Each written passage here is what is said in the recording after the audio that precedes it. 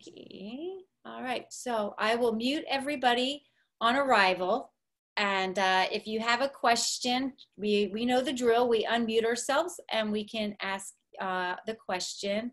And we all had a great lecture last month from Natalia Ortiz. She was from the Miami CLEO Institute of Miami.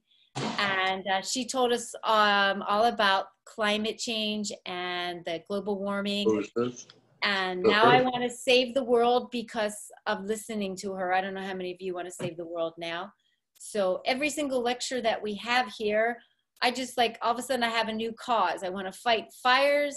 I want to, save, you learn about eating healthy. It's just so cool. I've already learned canasta. I know how to play bridge. So now we're going to learn about how the climate change is affecting our health, especially in a time like now. It's very important for us to take another look exactly how deeply we are affected. So I'm going to introduce Yoca, and she's the executive director, okay, from the CLEO Institute of Miami. She's going to, she probably shared her screen. You'll see her in the bottom. And remember, if you want to, you can minimize the people at the top. Okay, you can go back and forth, okay, and unmute yourself if you have any questions or chat to me in the chat box, okay? So without further ado, that's one of my favorite sayings. I'm going to bring you Yoca. Thank you, Tammy. Can you hear me okay? Yes, ma'am. Perfect. Welcome, everybody. I'm very excited to be here today. If by any reason we lose connectivity or you don't hear me as clear, please make sure to either let Tammy know via chat or text or just unmute yourself. I'm happy to stop and continue. I know that today with all the, our new reality, we need to adapt to our current circumstances. So working from home does pose some challenges. So hopefully you won't hear any kids, any dogs barking or anything of that sort while we're presenting. So I really appreciate you being here today and taking time from your day to join us to talk about what we feel is the utmost crisis that humanity is facing today. And I know that I don't say that lightly, considering the global health pandemic we're all experiencing. But I hope that you follow me to the end and we can have some robust conversation at the end of my presentation. But just to kind of hear from you, I know that Natalia, my counterpart, did a presentation on climate change for you before. If you can raise your hands, who participated in that particular presentation, just so I know how many of you. I see 1, 2, 3, maybe 4. Yeah, okay. So a handful of you. So some of these things at the beginning may be a little repetitive, but you never know who's going to show up and how much information you know about the climate science. So hopefully I'll go through those very quickly and we can get into the climate and health component of our lecture today. So I'd like to start by, well, this is me. My name is Yoca. I'm the executive director of the CLEO Institute. And at the bottom of the slide, you can see my email where you can reach out to me should you have any questions that arise after our presentation. For those of you who may not know about the CLEO Institute, the CLEO Institute is a non-profit, non-partisan organization in the state of Florida that has been for over a decade trying to build climate literacy in the state of Florida. And we work with the most reputable scientific organizations, some of which you're seeing on your screen, like NASA, NOAA, the World Health Organization, and so many others. I'm gonna show you a quick video just to kind of give you a brief update of what the CLEO Institute is all about, and then we'll continue with our presentation. I want you to ask yourselves those tough questions, the ones we avoid. How we want to live, what do we want for our children, what do we want for our planet? Our atmosphere is so finely tuned for what we need, and we're treating it like a dumping ground, a sewer. The health impact of climate change is a global problem, and we see the results of that on a local level. If we fail to act now, then we will leave behind a fundamentally degraded planet for our children and grandchildren, a planet that resembles the futures that have been portrayed in dystopian Hollywood films, unprecedented inundation of our coastlines, droughts, floods, heat waves, superstorms. That's the future that we will see if we fail to act on climate. The CLEO Institute was founded in 2010 with the drive to educate and empower South Floridians to act on climate.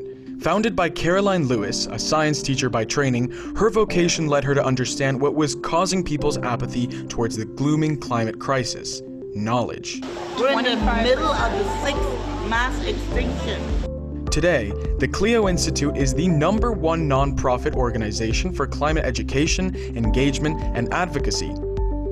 Through programs like the CLEO Speakers Network, CLEO trains people to become climate speakers by breaking down the science, impacts, and solutions. CLEO's educational efforts are backed by a world-class expert advisory council of scientists, environmentalists, teachers, and government officials. While the world is already feeling the impacts of our changing climate, not everyone is feeling it the same way. CLEO is a leader in the climate justice movement, providing the resources and tools to the most vulnerable communities in South Florida that are on the front lines of the climate crisis. I wanted to be an outreach for them. Building communities' resilience through women is the cornerstone of our Empowering Resilient Women program.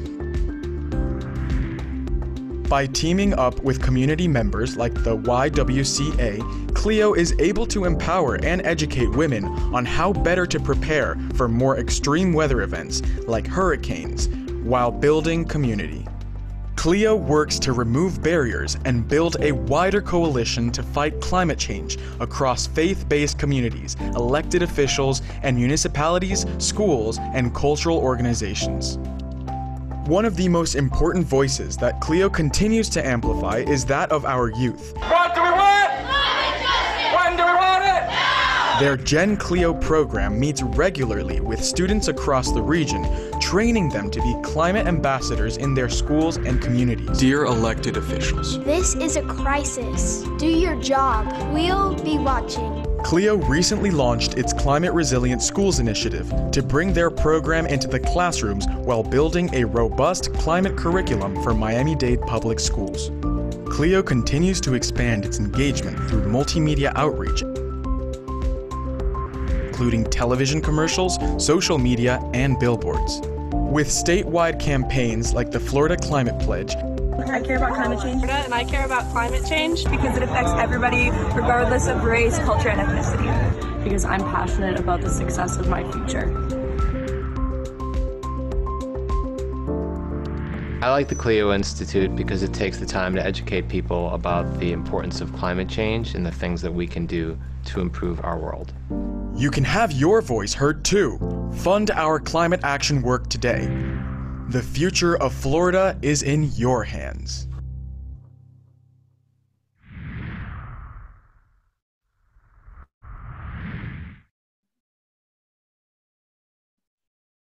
I want you to. So hopefully that gives you a really good overview of what we do.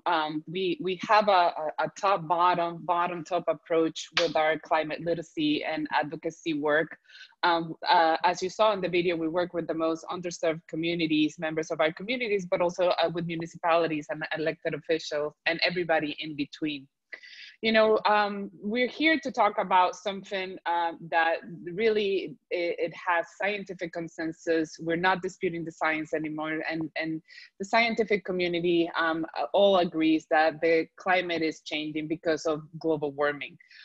Due to human activity. We know there is natural climate variability through volcanoes and through solar activities and the change in the Earth's orbit and tilt. But the reality is because of the greenhouse gas effect and because of all the man-made pollution that we're putting into the atmosphere, our planet is warming. on a daily basis, we're putting around 830 million tons of human produced CO2 gases, and these are heat trapping gases that really are warming our atmosphere and are warming our oceans. Scientists have been really precise and learning about the state of our climate and the greenhouse gas concentration and temperatures hundreds of thousands of years ago. And if you look at the graph, you'll see there have been, the lines have really much stayed under the 300 parts per million threshold. And we're talking about almost 800,000 years ago. You see the red line going up and down, and those are your CO2 concentration levels in the atmosphere. At the same time, the white line that you see following very closely in a very direct relationship, you'll see the temperature. And so scientific have been very keen in pointing out the direct correlation between heat trapping gases and temperature. And so because the molecules trap heat, the more molecules we have in the atmosphere, the more temperature increase we have. And so that's why you see when greenhouse gases goes up, temperatures goes up. When the amount of CO2 levels go down, so does the temperatures. And those deep valleys in those particular lines are where our ice ages. Since the Industrial Revolution, we have seen an enormous amount of increase in parts per million of greenhouse gases, particularly CO2, in the last 150 years. Right now, we are at 417 parts per million. If you look at the the upper hand top of your screens, that's where we currently are. And so these are really unprecedented levels of heat trapping gases in our atmosphere since humans inhabit the earth. And the scientists have been really digging huge ice cores into the permafrost to really measure the amount of gases trapped, again, hundreds of thousands of years ago. So the science is really indisputable. The earth is getting hotter. The last 5 years have been the hottest one. Here in South Florida, we have seen heat breaking records in the last few weeks. I'm sure you all have felt it. You don't really need to be a scientist to really notice the amount of changes in the increased warming temperatures we're experiencing every single year. And so the big problem of global warming is that those heat trapping gas build up in our atmosphere. Carbon dioxide is the major component of the buildup, but we also have other potent heat trapping gases or greenhouse gases like methane and nitrous oxide and fluorinated gases that also add on to the problem.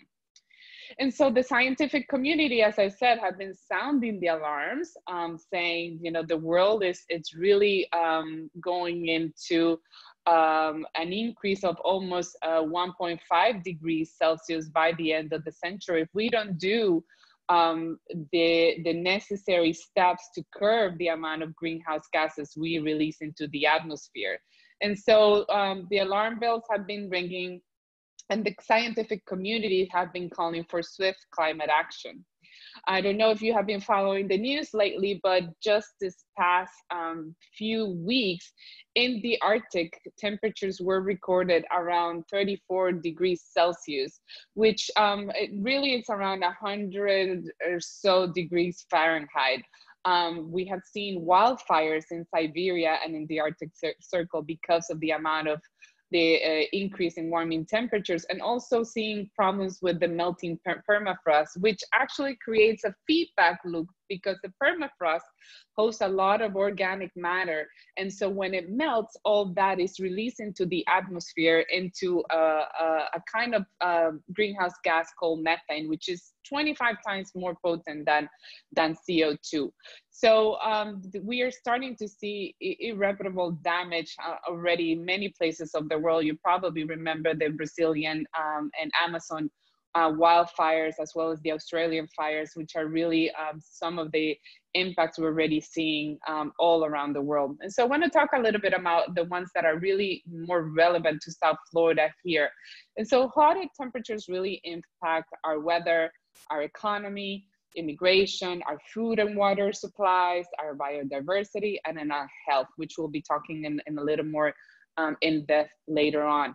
But at the root of everything, you know, everything that we care about, our changing climate is already producing some sort of kind of impact. You know, warming temperatures are really exacerbating our water cycle, and we're seeing an increase in downpours all around the world.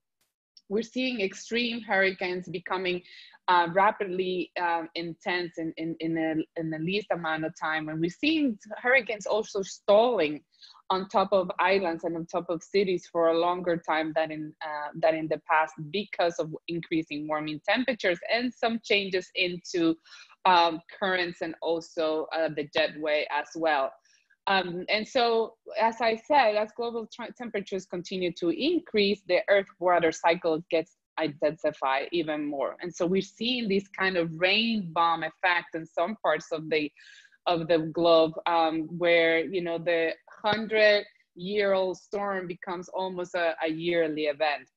At the same time, because of increasing warming temperatures, we're seeing a decrease and unprecedented melting rate of our Earth ice, which are the cooling systems of our planet, if you will.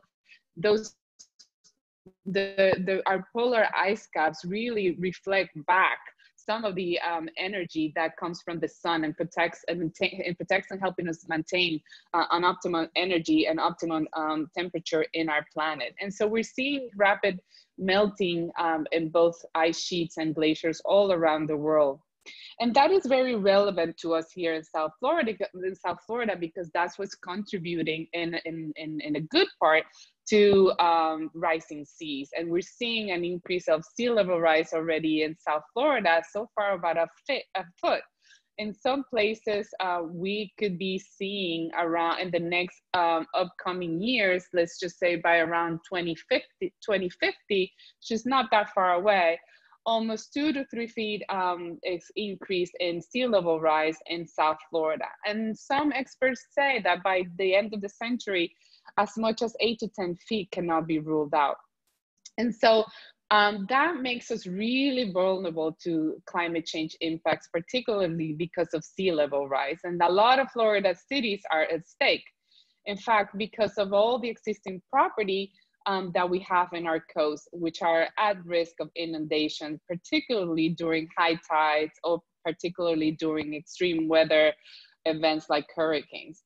And I don't know if you knew this, but Miami is the #1 city at risk for sea level rise in the world because of all the assets that it has at risk because of rising seas.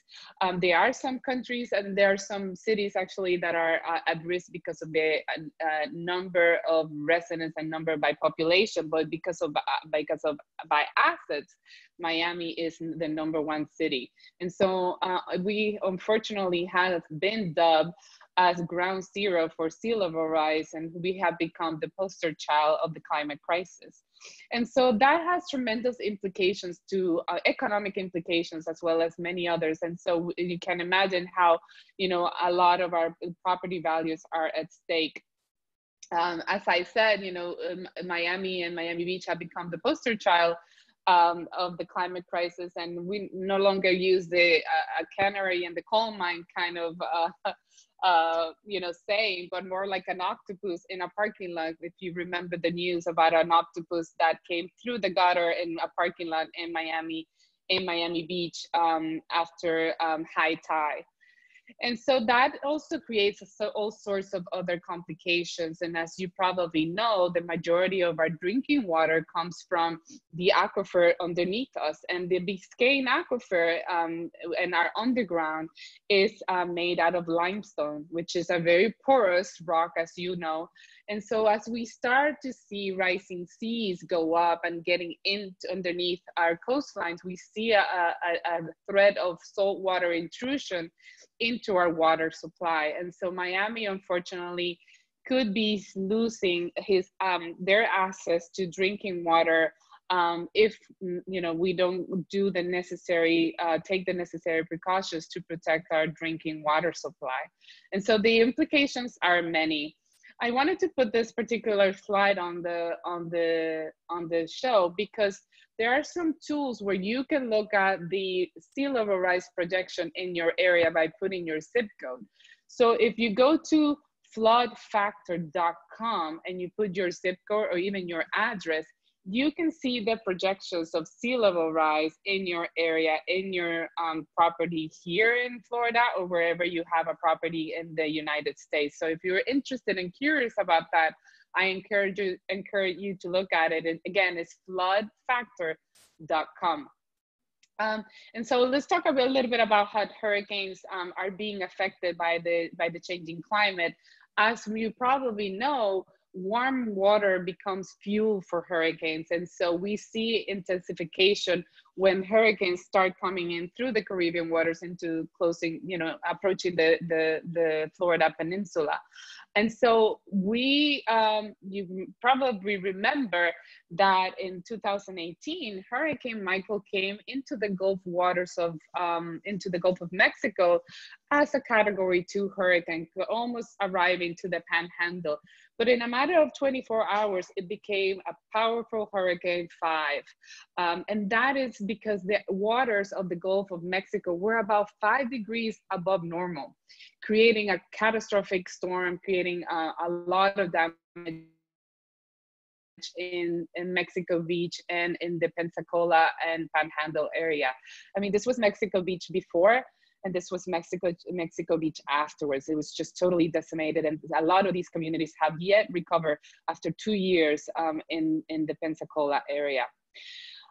Unfortunately, the National Oceanic and Atmospheric Administration, or NOAA, the entity that really follows closely tropical cyclones, have already called this hurricane season and predicted a very above normal. And so we could expect to see between 4 to 6 major category storms named in this season because of the increasing water temperatures that we're already seeing. In fact, before the season started, we had already named 2 storms before June 1st. So you may start seeing an earlier hurricane season as the Earth continues to warm. And so as you probably could imagine, that this has tremendous implications to our biodiversity, and all over the world we're seeing, unfortunately, major species die off, and a lot of the species go into extinction because of the changing in habitat and changing in temperatures. You probably remember the algal bloom crisis that Florida saw just over 2 years ago, particularly in the west coast of Florida, which is also connecting to warming temperatures in the waters, as well as increased CO2 levels. You know, algae are plants, and they use CO2 to really feed themselves and to procreate. And so warming waters really exacerbate their, exacerbates the problem and their reproduction. And so we're seeing major algal bloom crisis as the as temperatures continue to warm.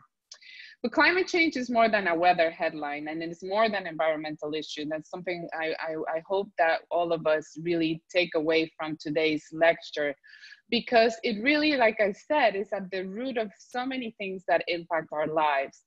And I'll start by talking about how, the Pentagon has called this a national security issue, because we've seen around the world many countries which are already seeing rapidly deteriorating conditions that really enable them to meet the basic needs for their population.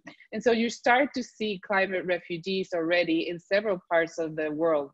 And we'll talk a little bit more about that as we go along. But just to give you a quick example that may be relevant to all of us here, that you may remember the mass migration from Central America that covered the news for so many weeks. At the root of that migration was a tremendous drought. In fact, in the summer of 2018, the countries of Honduras, Guatemala, Nicaragua, El Salvador lost 80% of their corn and bean crops because of the drought. So at the root of that mass migration was hunger and lack of food and food insecurity. So it's important to understand some of these civil unrest situations in several parts of the country sometimes are catalyzed and sparked by some climate-related issue. The same thing happened with the Syrian war. The Syrian war started because of tremendous drought that really pushed a lot of rural residents into the capital, creating all sorts of civil instability and political instability that we all know about. And so, again, you know, this threatens our security, but at the same time, it does pose a huge economic an economic toll to our country. And so far for this particular year, as of July 8th, there have been 10 weather or climate related disasters with losses exceeding $1 billion each that affect our country. And so this is really costing a lot of money to the US. And so we're seeing uptrend as far as these $1 billion weather and climate disasters. And again, by 8th, that we still have not seen any major from any upcoming hurricanes or related storm. So let's talk about how climate may be affecting our health. And in reality, you know, I wanted to point this out to all of us that as we hear the World Health Organization in the pandemic situation in the world, not too long ago, they called the of the 21st century. And that because it really impacts us in ways that many, Okay, you're breaking up a lot. I am breaking out a lot. Okay, so I'm gonna stop my video so you don't see me. And everybody else, do you hear it breaking up? Just nod. Okay, we'll see if that helps. Is that better? We'll find it. Thank you. We'll see. Thanks. Okay. Can you hear me better? Tommy? Yep. Well, we'll listen to you talk. I'll let you know. I think hopefully that works. Okay, hopefully that works. So like I was saying, the World Health Organization called the climate crisis the greatest threat to global health of the 21st century.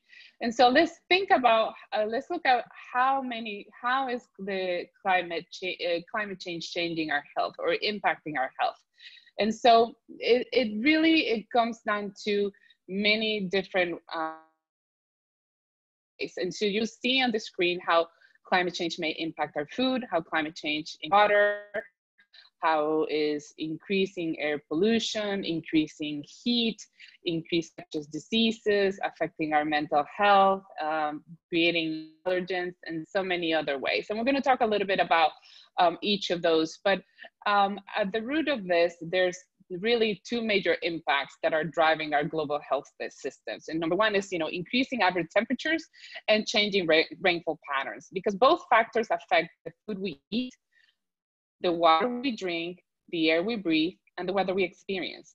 And so you probably, can relate to this. And so I like to start by talking about extreme heat, because extreme heat, number one event that causes annually than any other extreme weather event combined.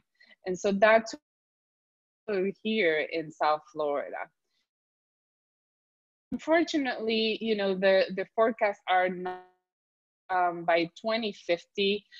Experts are gonna see, an increase of 6 days above 105 degrees. We have been seeing a couple of those in the past a couple of weeks here in Miami, where we broke degrees. And so those are becoming the norm. And by mid-century, meaning by 2050 of the year, could be reaching at a index of 105. And so that ways our health is specifically because of heat strokes, dehydration, respiratory disease, cardiovascular or cerebrovascular failure, and so many others. Temperatures continue to increase, we create something called ground level ozone. Ground level ozone, it's really what exacerbates and really triggers attacks. And so atmosphere, the carbon pollution from the cars we drive, from the power plants, from burning oil, coal, gas, and the temperatures continue to increase, we create a lot of ground level ozone. And the World Health Organization estimates 600,000 children die from respiratory infections caused by pollution ground ozone levels. So this has tremendous respiratory implications for vulnerable populations, also the elderly as well. So in the US, you know, 1 out of from asthma and lose millions of days of school yearly. And so air pollution, cognitive disabilities and mental health disabilities, particularly in children, because some of these particulate, this particular matter, for example, come out of our cars, they're so tiny, and they're smaller than our hair, our lungs, and also then can get into our, so they have tremendous implications that really harm health. And so, like I was saying, so tiny that not only can affect our respiratory system, but also there's some linkage to Alzheimer's disease because of air pollution, because they can travel through our brains. And so it's important to also understand that our changing it's already impacting our food security, and that is doing that. Number one, by threatening the amount of the reduced of our crops, and also by affecting the levels of nutrients of the world uses to feed itself, like rice, wheat, and soybeans. It's already expected to, we're expected to see not only, like I said, meals and many of these staples, but also an increase in prices as well, which poses obviously a huge burden to these and developing countries as well, in many places where food security is an issue. Concept that not many people know is that as CO2 levels go up, the calcium, zinc, and iron and magnesium of these staples go down, and in some cases 8 to 10% major crops. Another way that our changing climate, as I said, because of either pattern changes or increased warming temperatures, is it's increasing the risk of infectious diseases, particularly the ones that are carried by vectors like mosquitoes. And I'm sure all of you know very well about those. And it's not only, you know, the Zika virus scare that we saw in South Florida and back in 2016, but also now we have in our state where we have dengue cases or related mosquito diseases like chikungunya and many others. And so it's important to note that the globe becomes warmer, the mosquitoes have a wider range of more locations to go to. So it becomes really more mosquito friendly kind of climate. And because of warming, mosquitoes reproduction, some mosquitoes are born every day, every year. Their metabolism causing them to feed or bite more often. And so they're more active and more able to reproduce on increasing warming temperatures. So there's an interesting linkage there between the climate crisis and mosquito-related diseases. And here in that we pretty much have a mosquito season all year round, and we know that is a trend in many other parts also of the country, particularly the northern latitude, seeing a much longer mosquito season. Temperatures continue to warm. Another way that the climate crisis is impacting us is through allergies. So raise your hand if you have allergies than ever. I certainly can relate because I'm very allergic. And the reason is interesting, and it's because of the amount of CO2 levels in our atmosphere, plants tend to create more pollen. And so as you see the amount of CO2 levels go up, so is the increase in pollen production.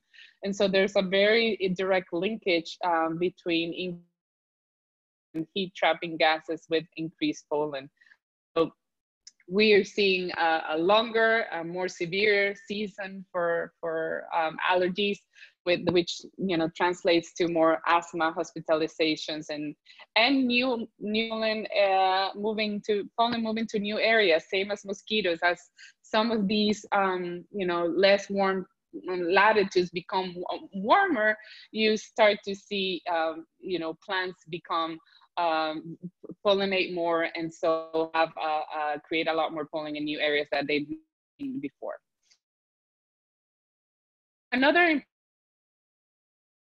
aspect of health is the mental health, and we've seen as an increase in weather-related disasters. We've seen also a very direct relationship between post-traumatic disease, depression, and in some cases, unfortunately, even suicide. After Hurricane Katrina, we saw many numbers of suicides, and in some cases double. So we saw after Hurricane Maria, not only an increase in domestic violence, but also, unfortunately, the increase of suicides. It actually tripled the amount of suicides that we saw in Puerto Rico after Hurricane Maria, because these climate crises exacerbates and really adds another families, especially the ones that are hit the hardest after a storm. And so that amount of risk and a tremendous amount of burden in mental state.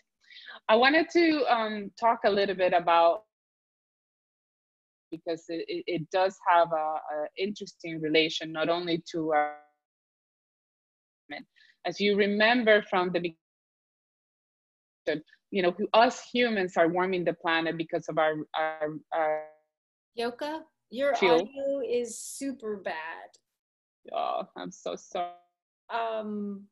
Is anybody else experiencing what I am, or is it just me? It's breaking in and out. I can I'm experiencing breakup also. Okay. Yeah. Okay. Sorry, I don't have any other tricks to do. I turned off my camera, but yeah. All right, well, as long as everybody knows that it's just little technical issues, but we'll get through it, okay? Hopefully you're reading the slides and you can. Yeah, we can read the slides. Yeah, that definitely helps. Okay. Yeah. Okay. Geez, yeah, unfortunately, that's an issue in so many bandwidth. Everybody's working from home, and it's a recurring issue in many parts, or at least in Miami-Dade County. So I was saying that the state of our air has really decreased in the past few years because of all the current and past deregulation of laws. The American Lung Association released the State of the Air report. You can look it up online, State of the Air, and again, it's from the American Lung Association, where it really reports how our air has worsened in the past few years. And again, I want to point out that this is because environmental deregulation is happening at the federal level by the Protection Agency. More than 100 environmental standards dismantled in the last few years. So decrease of air quality in these past few years. Some of these are I'm not going to, but They're, you know, either have been revoked or some of them have been back. But those pollution protections are really the ones that really help us protect our air health. And so we're seeing tremendous health implications because. So I wanted to just pause here a minute and say, in case you're feeling a little distressed, and say, what do we do? Right? What can we do about it? And the reality is there's plenty of things we can do. What we cannot do is wait any longer. We definitely need to take this crisis seriously, and the things that I think all of us could rally behind, because there are solutions. We have plenty of solutions. We have clean energy choices that don't pollute our air and don't pollute our water and don't make us sick.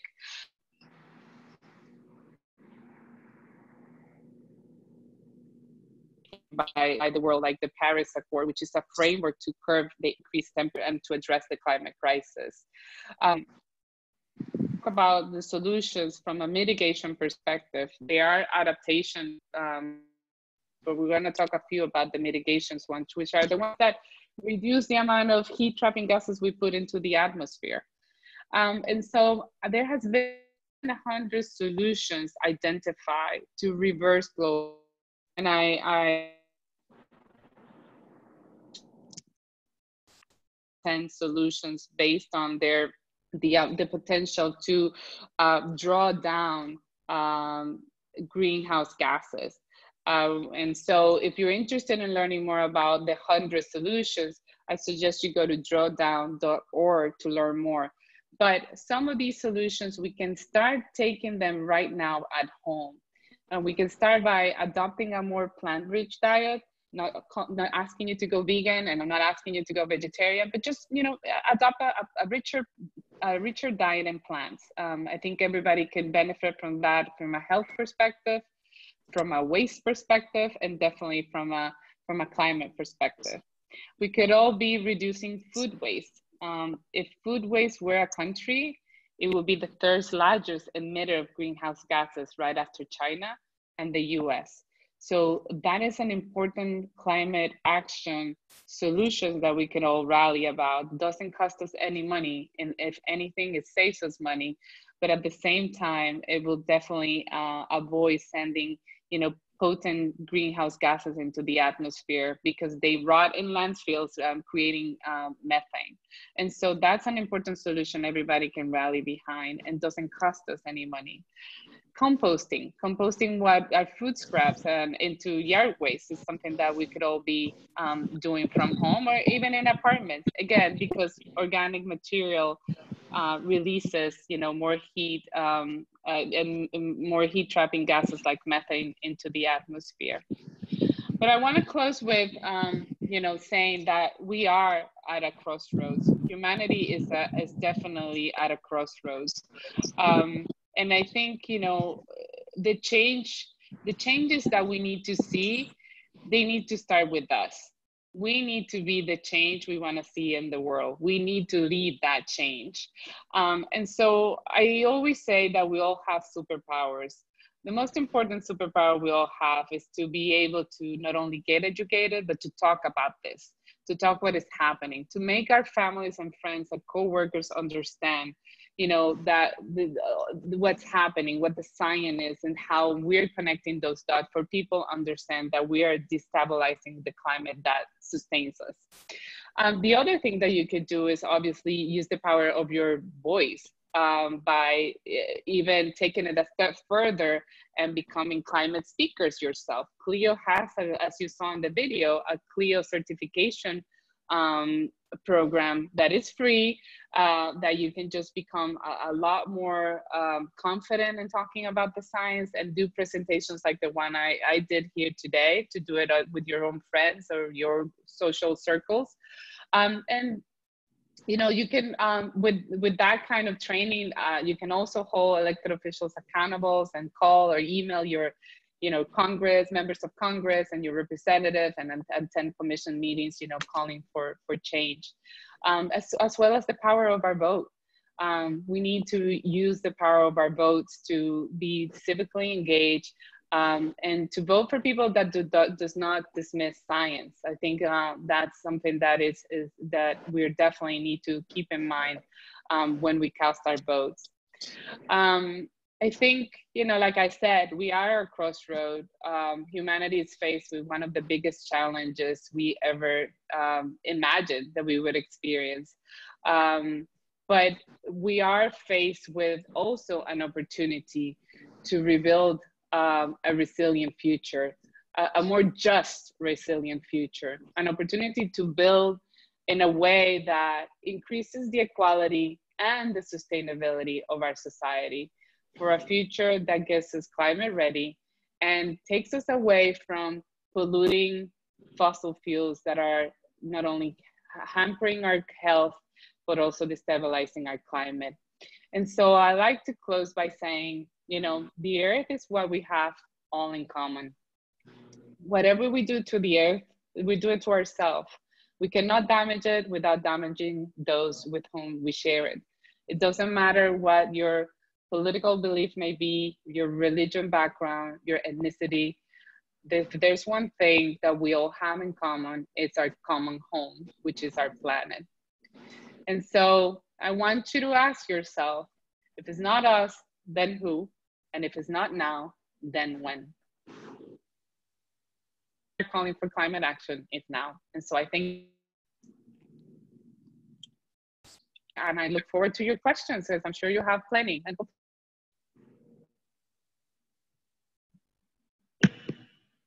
Hi, I wanted to ask, isn't there a way to capture, can you hear me?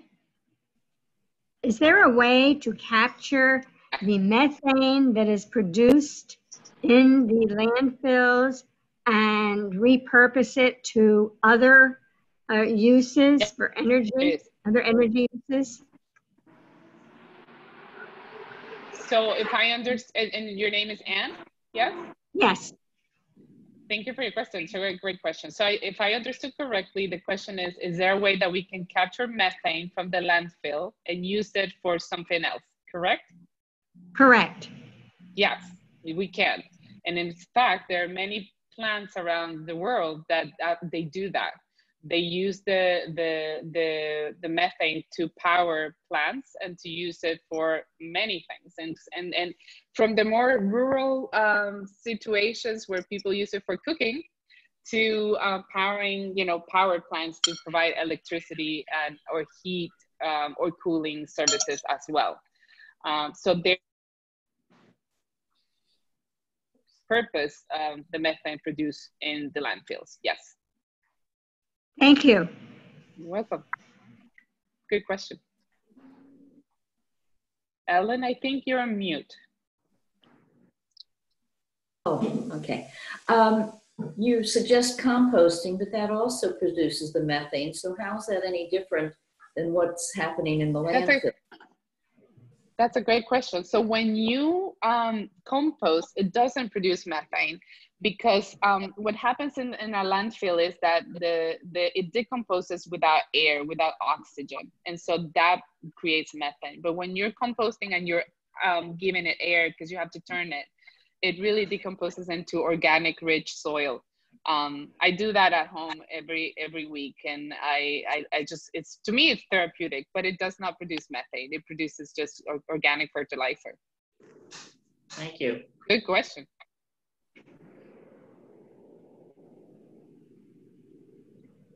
Anybody else? Anybody else have any health questions? I know this was supposed to be really focusing on our health and our changing climate.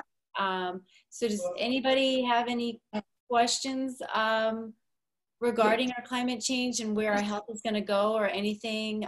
You know, we understand that the COVID-19, you know, does that affect, does that have anything to do with climate change, things like that? But we want to, we really want to focus on our health, you know, and what the climate change has in store. I'd like to speak to that, sure.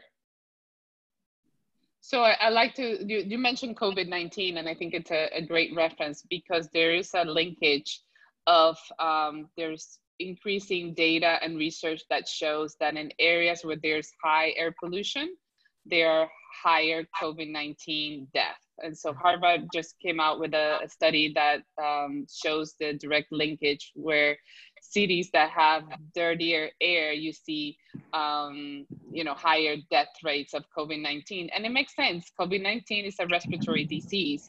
And so, respiratory systems that are compromised tend to be at high risk. And so that's one of the interesting parallels between COVID and air pollution and also, with regards to the climate crisis. And then the other interesting parallel too is that we tend to see higher pollution in communities of color and vulnerable communities, as well as we see increased amount of COVID-19 death as well.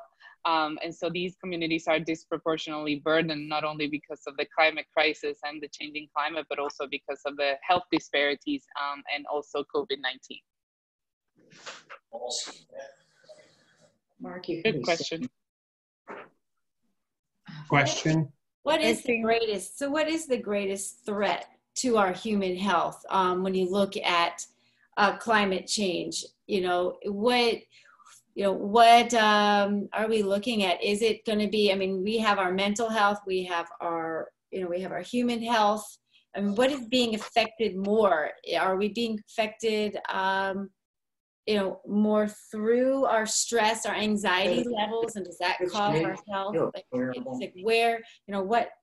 What are we, our health, what is we most threatened with the climate change? It's a good question because it is, it depends where you are, it depends where you live, and it depends of your socioeconomic status as well. We are being, our health, like I said in my presentation, is being impacted by our changing climate in many ways.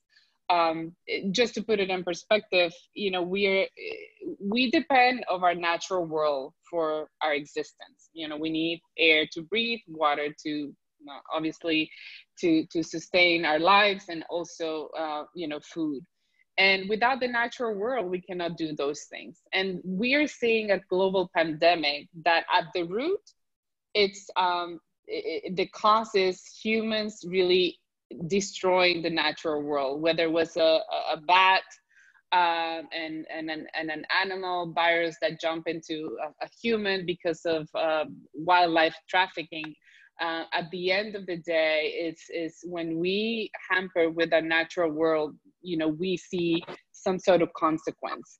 I always say, we all live under the same roof called an atmosphere, and anything that happens underneath that atmosphere, we all feel it.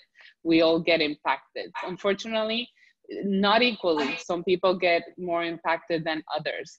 It's like going on a cruise to a same destination, but people are in different levels of that cruise ship, and so we see people be impacted because of respiratory diseases, because of cardiovascular disease, because of increasing mental illnesses, and depending where they are, if there are people that live in areas where they see recurrent hurricanes, you start to see people with tremendous anxiety when hurricane season approaches. And I live in Miami-Dade County, and with hurricane season approaches, we all feel the tension. And so there's just many different ways where we're being impacted, depending where we are and depending where we live. Yes, I have a quick question. Hi, I don't think you're Cindy, are you? No, I'm her husband. Just a quick question. Could you possibly provide us with a copy of your presentation? There were several links in there that I would like to follow up on. Absolutely. I will send that to Tammy and she can distribute. Thanks. I would also like to ask Tammy what else we can do as a club to encourage our members to be a little bit more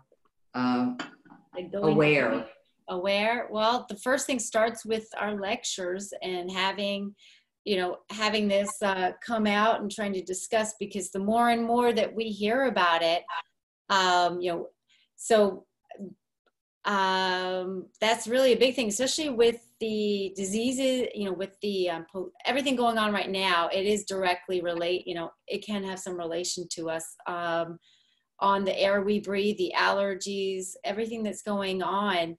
So it starts by us, you know, having these lectures, and we have a series of these going, you know, on from the CLEO Institute. So I think we're going to do food sustainability and things like that. And the only thing is just for us to go ahead and educate our members and do more things like this.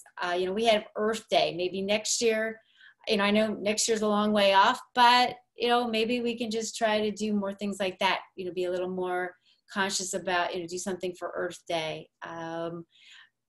You know, I think if I may add, and if I jump in, I think it's a great question from Ellen. I think all of you now can be multipliers, and you can go back to your circles, whether it's canasta or bridge, or where, you know, talking to your grandchildren and your children.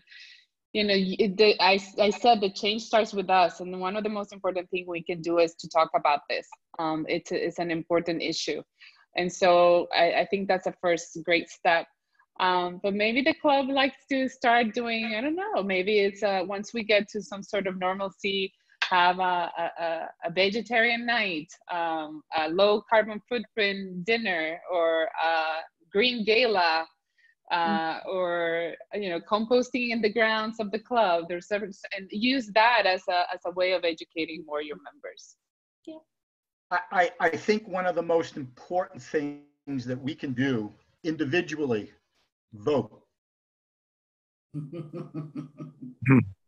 Vote. I think we brought that up in our last Climate 101. I think that came up too, right? Didn't it? Yep, I think we, Natalia addressed that as well. By the way, on that issue, everything that I heard tonight was absolutely wonderful and truthful. And there was no fake news, not one iota of fake news in that. Now, what do we do with the World Health Organization that's being ignored, that was mentioned by our speaker? What do we do with the Paris Accord that was mentioned by our speaker? And what do we do if he's reelected? Yeah, remember that's what we talked about. You know, when we do individual things, and we can have a compost pile, and we can eat all the vegetables in the world here, it does nothing to solve the problem. Richard, that's my point. Yeah. Vote. No, I knew it was your point. I just wanted to be more blunt. Yeah, you wanted to get you to were politically correct.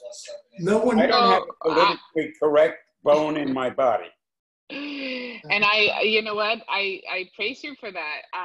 You know, we bring you the facts, the scientific facts, and Yes, it is up do, to all of you and all of us, right? And we were ignoring it with the coronavirus. So, and we're between a brick and a hard place, or whatever that expression is. A brick, maybe a rock. Yes. And the brick is made out of a rock. You got it. Maybe it's not. Okay, thank you for that, Tammy. You're Thank welcome. you, Richard. I really do appreciate it. Yeah, no, you know, I think about that a lot, and all the research that I do, and you know how everything is affected through and through. And you know, remember last month they talked about Amazon and some of the big companies that are actually, you know, people. I think what's going to happen is big companies are going to have to step outside and of whatever the administration is saying, and they are the ones that are going to have to step up if our leader is. If I may, I won't, you know, go into the politics of the election, but I do think as you know, as citizens of this planet and then the citizens of this country, we could hold our elected officials accountable, and you know, from our state representative to our mayor to you know, governors, you know, give them a call, tell them what's on your mind. It doesn't matter, you know, what political party they may be, call them both. They need to hear this matters to us. And we do that. We have them on speed dial. So right now we're not commuting, but it's a great way of elevating the crisis and the issue forward. Mrs. Greenberger, what I could look out for is, we've had the CLEO Institute coming, but I mean, we're very open here at the club. I could try to find someone that we could talk that would actually be on the political side of this and have them speak about climate change. And, maybe, I don't know if that's something you'd want, but that might open up another side of how important this change is and that we have to do something, and to find somebody out there that can speak on that political side. Have to be careful about offending some of our members, though. Well, I don't know. Do I get Dr. Watson or do I get somebody else? Dr. Watson would be perfect. I think I'm going to ask him. I'm learning a little bit. It would be my bad, and I love my job. So, but maybe there is something. I know the club has done so much with the straws and the plastic and everybody. I've been recycling since way, way before it was easy to do. But there are many members of the club who still don't recycle and don't care about some of that stuff. Well, I don't know how to get to them. I could start a blog now. I could include that. I can do it. If I do something like that, we could start a blog. We could start a composting station, with down in maintenance. We could, we can go green. We can talk about it. It's open for us right now. There's no one silver bullet. There's no one single thing. There's just a sum of many. And we don't need, perfect environmentalists out there. We need just, hundreds of thousands and millions of imperfect environmentalists out there is what we need. Everybody doing what they can. So you're here, and that says a lot about all of you, because this is something that you care about. And maybe just make it your own commitment to win 3 more supporters. And next time there's another lecture, you bring 3 friends or 3, members of your family. And see how that goes. I think we could all do. I say that from my perspective. We could all do better. We could all do more, for sure. So just you took the first step, which is to care, and you're here. I like that. That's a great idea. It's a great way to see it. Anybody else have a comment? Because on my I have my own little Zoom channel here. We can do we could talk about anything. Well, I would like to add something. Can you hear me? Yes. We can. Oh, excellent. What I'd like to say first, and then I have a question. I'm going to stop the recording just in case. I come out of New York.